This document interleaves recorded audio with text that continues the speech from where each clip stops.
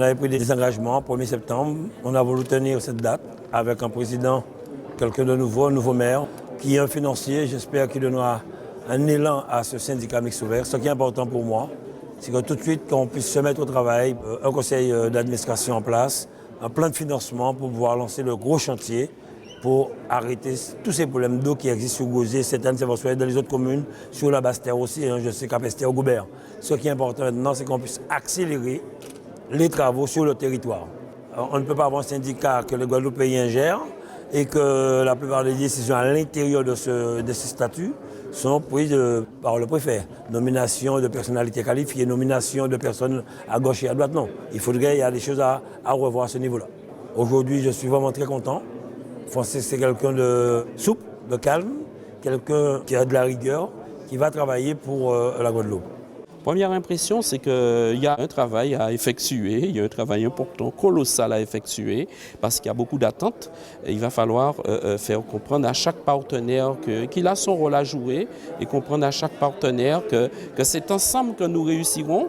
Il ne suffit pas de faire des constats, Aujourd'hui, l'heure n'est plus au constat, l'heure est au travail. Donc c'est de se retrousser les manches, se mettre autour de cette table, ce que nous avons déjà commencé à faire pour pouvoir concrétiser les différents investissements. Avec les collaborateurs présents, nous allons pouvoir déjà créer cette dynamique parce qu'il est important. Vous avez plusieurs opérateurs avec des salariés qui ne se connaissaient pas, donc il va falloir faire prendre la mayonnaise pour que chacun à sa place puisse jouer sa partition, c'est-à-dire se mettre au service de la réussite de ce grand projet, c'est-à-dire rétablir l'eau dans plusieurs foyers manquants de Guadeloupe. Donc sur le budget, nous allons pouvoir poursuivre nos travaux. On sait déjà que la région Guadeloupe a mis 5 millions, le département a mis déjà ses 5 millions, les EPCI, donc ce qui ferait environ au moins 16 millions déjà pour commencer à travailler et à bien travailler.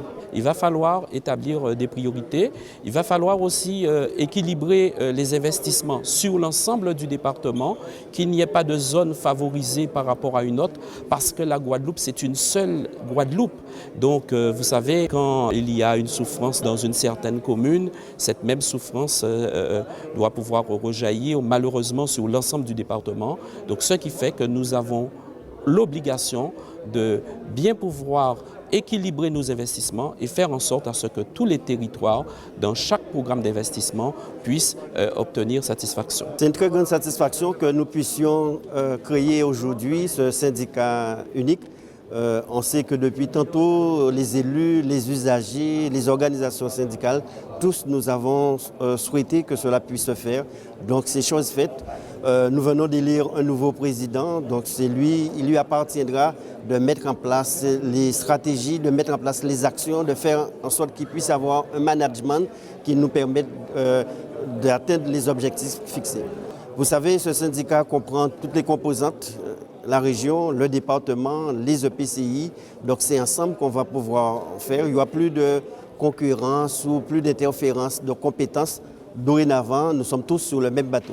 Je vais aussi tout de suite provoquer une CTAP sur la santé, parce que l'eau c'est la santé, tout c'est la santé, mais surtout pour les dysfonctionnements que nous avons eus avec cette histoire d'oxygène, avec cette de matériel dans nos CHU. Ce n'est pas normal que l'Agence régionale de santé n'ait pas eu de séance de travail avec le département et la région, qui sont des responsables de la Guadeloupe, pour éviter cela. Aujourd'hui, nous voyons tout se dire. Et notamment aussi, nous avons le GIP Rasberg, et ça c'est important, qui fait un travail considérable, qu'on veut démanteler, je le dis, on ne l'acceptera pas. Il faut que chaque personne puisse jouer son rôle. Et là, avec maintenant les présidents de région de France, nous allons officiellement écrire au président de la République, au Premier ministre, pour demander à ce que les ARS soient sous la responsabilité des régions.